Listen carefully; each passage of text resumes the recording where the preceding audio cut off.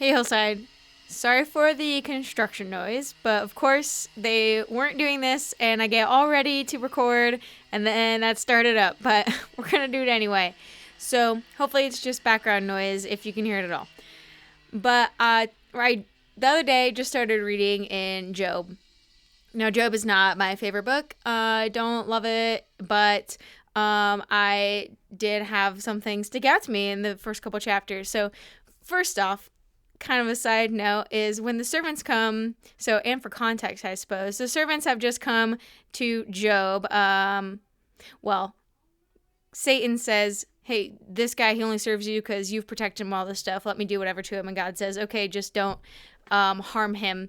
And then whatever, see if he doesn't, still trust me. So Satan goes and attacks him, and then his servants come to Job, and it says one comes and says, hey, your ox and your oxen and your donkey have been taken and the servants killed. And then then it says, well, he was still speaking. Another servant came and said, hey, I was out with your sheep and they all got burned, and also all the other servants died, but I escaped to tell you. And then it says, well, he was still speaking. Another one comes and says, hey, all your camels are gone.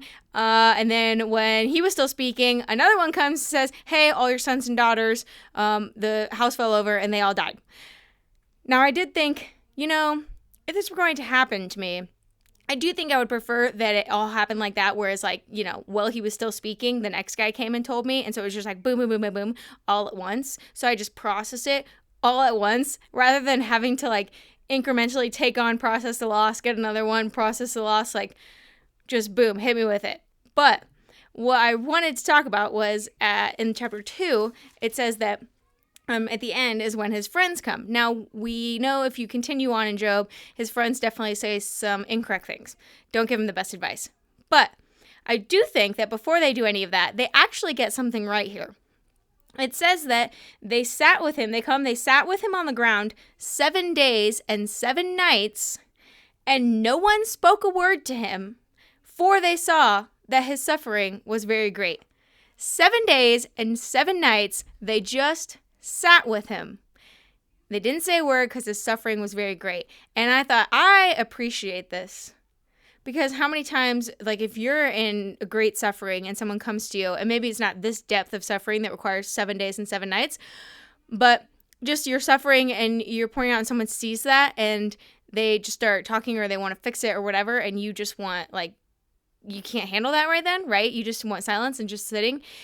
And, I so appreciated that. And then also on the other side, a realization of when we're approaching someone or friend or a loved one or, whoever, just a random person that we're with that is suffering, and their suffering is very great, and we have this need, we feel this desire or this need to, fix it. Or even if we don't start fixing it, actually, or we just ask questions and we just want to know, tell me the whole situation. Let's, talk through it. But no, sometimes they first just need to be sat with. You don't have to say a word. And it's good because a lot of times we don't necessarily know what to say to fix it. We have this desire to help, but we don't necessarily know what to say because we can see that their suffering is very great and we don't know what they need. Well, that's great. You don't have to say anything. Just be there.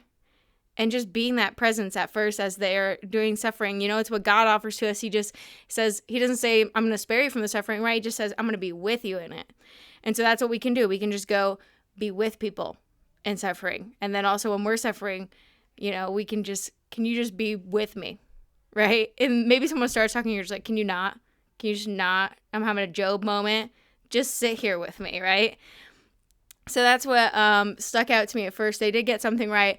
And then, of course, as soon as they open their mouths, it goes wrong, right? They give the wrong advice. That's another reason to just maybe not open your mouth, but just sit and just be with people in their suffering at first.